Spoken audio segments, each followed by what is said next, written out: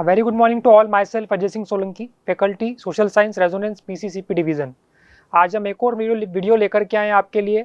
Nationalism in India जो आपका chapter है हिस्ट्री के अंदर क्लास 10th का, उसका हम एक और सोर्स लेकर के आए हैं यहाँ पे, जिसको डिस्कस करेंगे। बहुत ही इंपॉर्टेंट सोर्स है और कहीं ना कहीं हो सकता है आपका जब 10th बोर्ड का पेपर हो तो ये एज अ केस आपके लिए पेपर के अंदर पूछ लिया जाए। बट पहले मैंने एक इमेज ली है जिसके अंदर आपको यहाँ पे इंडिया के अलग अलग फ्रीडम फाइटर्स की तस्वीरें लगी हुई हैं। आपको कमेंट बॉक्स के अंदर बताना है कौन कौन से फ्रीडम फाइटर से क्या इनका नाम है, क्योंकि कहीं ना कहीं इनका ही आगे हम सोर्स के अंदर पढ़ने वाले हैं क्या किया था इन्होंने। आइए देखते हैं।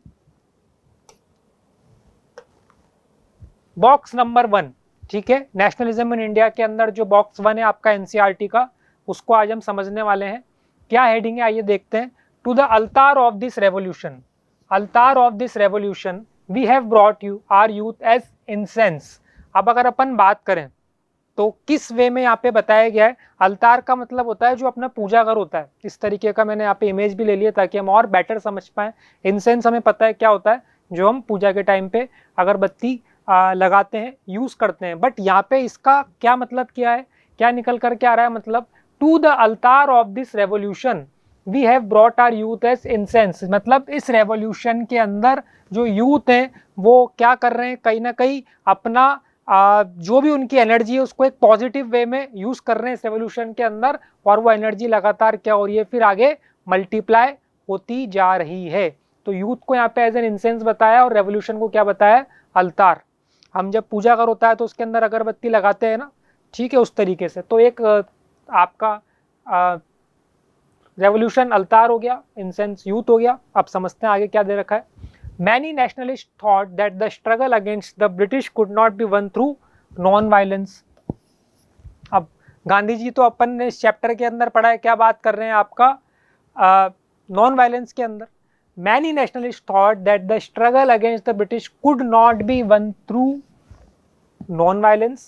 In 1928 the Hindustan Socialist Republican Army HSRA was founded। कब फाउंड हुई थी, 1928 के अंदर, ठीक है। तो अभी अपन ने ऊपर पढ़ लिया है। हर कोई थोड़ी ये सोच रहा था कि हम नॉन वायलेंस के थ्रू क्या कर लेंगे, इंडिया को आज़ाद करा लेंगे ब्रिटिशर्स से। कुछ लोग सोचते थे कि कहीं ना कहीं जोर आजमाइश भी करनी पड़ेगी, कहीं ना कहीं हमें फोर्सफुली भी उनके सामने अपनी बात रखनी पड़ेगी। जब भी हम कोई रेवोल्यूशन कर रहे हैं, जब भी हम कोई प्रोटेस्ट कर रहे हैं, तो जब सामने ब्रिटिशर्स हमारे को क्या कर रहे हैं, पीट रहे हैं, मार रहे हैं, तो हम भी कहीं ना कहीं इस तरीके को अपना सकते हैं। हमें याद है जलियांवाला बाग में क्या हुआ था, भूले नहीं है उसको, ठीक है। जब आप इस चैप्टर को पढ़ते हैं तो कहीं ना कहीं वो चीज़ें हमारे को याद होनी चाहिए, क्या क्या इसके अंदर इंसिडेंट हुए थे।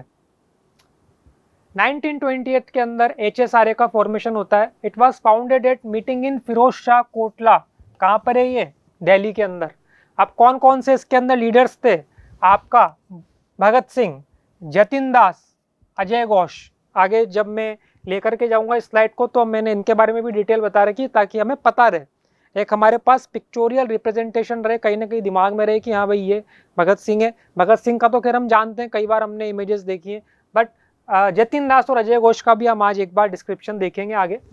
इन a series of dramatic actions in different parts of India the HSRA targeted some of the symbols of British power. अब उस टाइम पे ब्रिटिश पावर के जो सिंबल्स थे उनको टारगेट करके उनके ऊपर अटैक किया गया।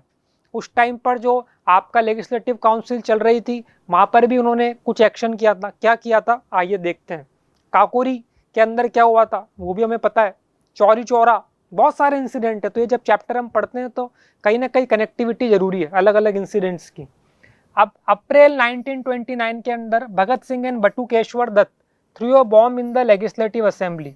बॉम्ब फेंका था, बट वहाँ पे मकसद ये नहीं था कि किसी को हार्म पहुँचाना, केवल ये बताना था कि आप हमारी आवाज़ सुने, हम जो डिमांड्स रख रहे हैं कम से कम आप उसको सुने और उसके ऊपर कोई एक्शन लीजिए।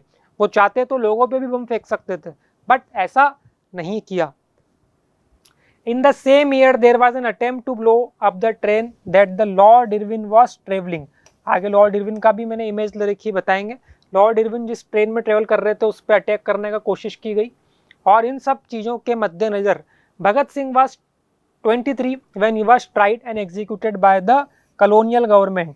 अब ये कॉलोनियल गवर्नमेंट क्या होता है, जब कोई दूसरी कंट्री जो बिग पावर है किसी और कंट्री पे क्या करती है, अपना कब्जा कर लेती है और वहाँ पे गवर्नमेंट को रन करती है। तो कॉलोनियल गवर्नमेंट। हम अगर इंडिया की बात करें तो यहाँ पे ब्रिटिशर्स ने क्या किया था, इंडिया के ऊपर अपना रूल स्थापित कर लिया था और फिर गवर्नमेंट को रन कर रहे थे।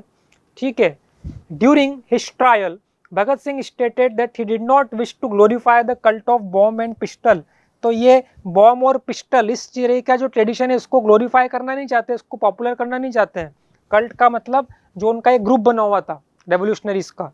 ठीक है। बट वो कहीं ना कहीं चाह रहे हैं कि हम अपनी तरह से क्या रखेंगे, अपनी बात रखेंगे और कहीं ना कहीं इंडिया को आज़ाद कराएंगे। तो प्रमोट नहीं कर रहे वो इस चीज़ को कि भैया आप तो बॉम्ब और पिस्टल लेकर घूमो, जो यूथ है वो इन चीज़ों का इस्तेमाल करें। But they wanted a revolution in society. अब देखते हैं आगे और क्या है। Revolution is the inalienable right of mankind, मतलब ये एक ऐसा अधिकार है जिसको छीना नहीं जा सकता है, ये तो हमारे को मिला हुआ है। ठीक है। Freedom is the imprescriptible birth right of all, something that is serious in nature. तो आज़ादी होनी चाहिए। आज अगर अपन देखें तो फंडामेंटल राइट्स के अंदर ये वाली बात तो आ जाती है कहीं ना कहीं। आपको कोई कैद करके थोड़ी रख सकता है प्रिजन के अंदर बिना किसी रीजन के। तो आज तो हमारे पास फंडामेंटल राइट्स हैं। तो वही वाली बात ये कही है कि freedom is the imprescriptible birth right of all, the labourer is the real sustainer of society. Society को बनाने वाला, समाज को बनाने वाला कहीं ना कहीं जो है उसके अंदर लेबर का एक महत्वपूर्ण और इम्पोर्टेंट रोल रहता है। आज कहीं ना कहीं जिस मकान में हम रहते हैं उसको लेबर ही तो बना रही है। तो जो बेस है वो तो कहीं ना कहीं लेबर है, उसका रहेगा। वही सोसाइटी के अंदर अपना एक मेजर कंट्रीब्यूशन दे रहे हैं। To the altar of this revolution we have brought our youth as incense. तो ये वो लाइन ऊपर वाली रिपीट हो गई है। इस रेवोल्यूशन के अंदर हम यूथ को एज एन इंसेंस यूज कर रहे हैं। ठीक है। आप कहीं पर अगर धूप बत्ती जलाते हैं, अगरबत्ती जलाते हैं तो अलग अलग मतलब आपका बहुत दूर तक फैल जाती है उसकी स्मेल। ठीक है ना। तो इसलिए इस चीज को, लाइंस को यहाँ पे यूज किया गया है। For no sacrifice is too great for so magnificent a cause, मतलब जो हमारा कॉज है, जो हमारा लक्ष्य है भारत को आज़ाद कराना, उसके लिए अगर हमें शहीद भी होना पड़े, कुर्बानी भी देने पड़े, तो हम उसके लिए भी क्या है, तैयार है। तो जो इनका टारगेट था इंडिया को ब्रिटिशर से आज़ाद कराना, उसके लिए अगर कुछ लोग शहीद भी हो जाते हैं, जान भी चली जाती है, तो उसके लिए भी वो लोग हमेशा तैयार रहते थे। कौन? Revolutionaries. We are content, we are happy. यहाँ पे हम जो कर रहे हैं हमको कोई इसका रिग्रेट नहीं है। We are happy.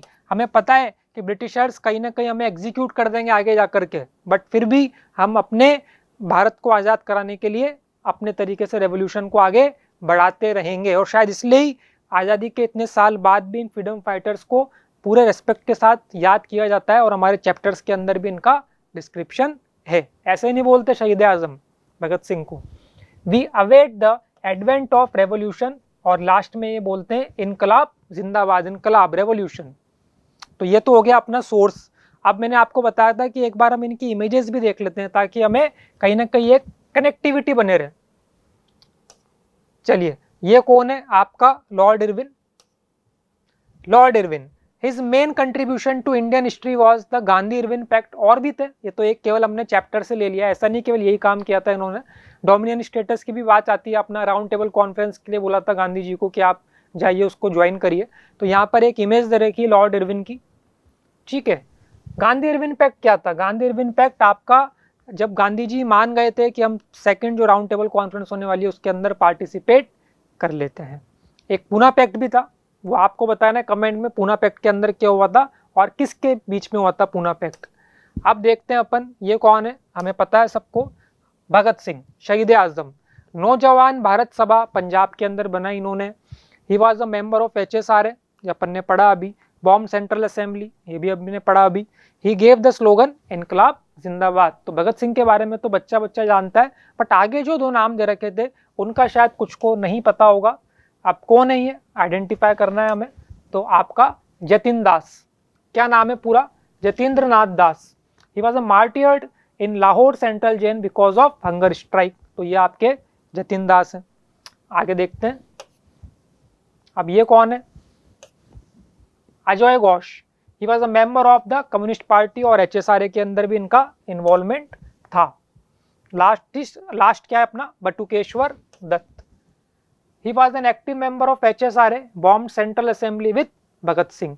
तो यहाँ पर आज हमने प्रयास किया कि सोर्स तो समझे ही सही जो आपकी NCERT में दे रखा है, बट साथ साथ जो हमारे रेवोल्यूशनरीज हैं उनके हमारे को कहीं ना कहीं इमेजेस भी हमें पता पड़े कौन थे। नाम तो पढ़ते हैं कई बार, बटुकेश्वर दत्त, अजय घोष, जतिन दास, ठीक है, रासबिहारी बोस और चंद्रशेखर आज़ाद, बट हमें कहीं ना कहीं इनका एक पता होना चाहिए कि इनका कंट्रीब्यूशन क्या है भारत को आज़ाद कराने के अंदर। तो आई होप जब आप इस वीडियो को देखेंगे तो आपको ये सोर्स समझ में आ जाएगा।